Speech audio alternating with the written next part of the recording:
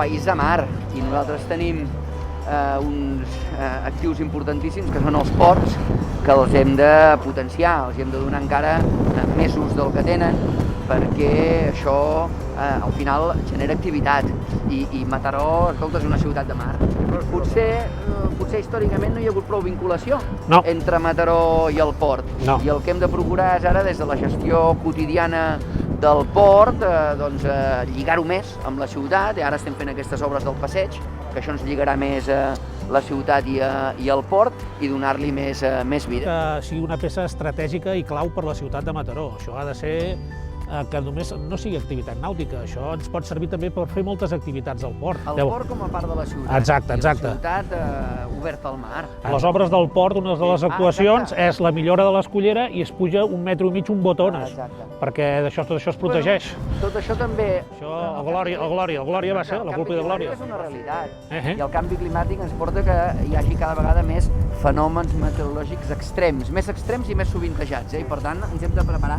Quan diem un país més resilient vol dir fer les obres necessàries a les infraestructures que estem fent aquí a Mataró, en fem als altres ports, per tenir-los més preparats. Ara que s'acaba el peatge, el que hem de procurar és que hi hagi una gestió nova de les vies de gran capacitat. En el cas del Maresme, una pacificació de la Nacional 2, ara estem fent aquella rotonda. La rotonda d'allà, sí, exacte. Ajudarà que la mobilitat sigui...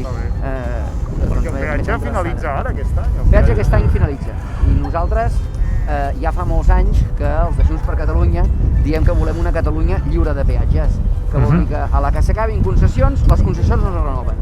Una altra cosa, per tant, no hi haurà peatge, inequívocament, de vegades hi ha gent que encara es preocupa, qui posarà un altre peatge? No hi ha peatge. S'acaba i nosaltres volem una Catalunya lliure de peatges. Ara, també hem de pensar de quina manera gestionarem aquestes autopistes i aquestes autovies. I nosaltres, des de fa molt de temps, la gent de Junts, ens hem fet nostre un concepte que és aquest de l'eurovinyeta, que és una directiva europea, allò de qui usa paga i qui contamina paga. Vol dir que al final és una mena de fons de circulació, una taxa, que tu, pagant-la, tens dret a utilitzar aquestes vies d'altes prestacions. I els diners que es recapten han de servir, és un impost ambiental finalista, ha de servir per tres coses. Ha de servir per conservar la mateixa xarxa de carreteres, primer, després per ambientalitzar la flota de vehicles, és a dir, ajudes perquè la gent pugui comprar vehicles més eficients, elèctrics, híbrids, etc. I la tercera gran destinació dels diners que recaptarem amb l'eurovinyeta ha de ser per millorar el transport públic. On ens falla estrepitosament la xarxa ferroviària? Amb Rodalies.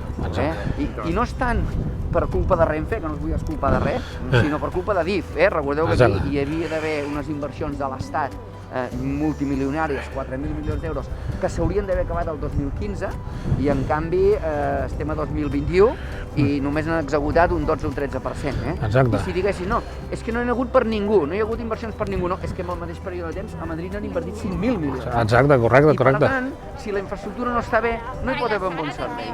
I és per això, de vegades ens diuen, escolta, aquests de Junts que sempre us queixeu i que sempre... Però és que és una realitat. O sigui, el dèficit fiscal i la manca d'inversions de l'Estat ens condemnen a tots. Exactament, hem presentat una proposta que es va aprovar, que és un tema de millora de la capacitat per poder anar a Barcelona, que és resolent el famós pla de Rodalies de l'Arc de Triomf. Resolent les andanes de l'Arc de Triomf, podem doblar la capacitat de gent que portem cap a Barcelona. Llavors això és un tema que està en el pla de Rodalies, que es tenia que haver fet fa molt d'anys i no s'ha fet. És una cosa que està enquistada i que no hi ha forma de desenquistar-ho. És ser capaços de posar tota la potència, tota la capacitat del país, que és molta, al servei de la gent, al servei de les persones, de les famílies, de les entitats, de l'economia del país, i això amb l'actual configuració político-administrativa doncs no podem, perquè entre això que dèiem abans, dèficit fiscal, entre manca d'inversions de l'Estat, doncs anem endarrere i no ens ho podem permetre. A més, Catalunya aquí a Mataró s'ha presentat una proposta de resolució per la creació d'una residència universitària, perquè Mataró, si bé és una ciutat amb una universitat, és una ciutat que encara no és universitària. No és universitària. Les necessitats de la nostra gent, les necessitats del territori, és evident que volem un país més cohesionat socialment, territorialment, i de vegades hi ha qui ens vol pintar com una gent que només pensen en segons què. No, pensem en com servir millor a la nostra gent i al nostre territori, a Mataró, al Maresme i a tot el país. I a Mataró, si si no, Junts per Catalunya a Mataró no ens resignarem a tenir una ciutat, diguem, de rodalies o una ciutat que estigui caient amb els índexs que estem caient de zones periurbanes de que no...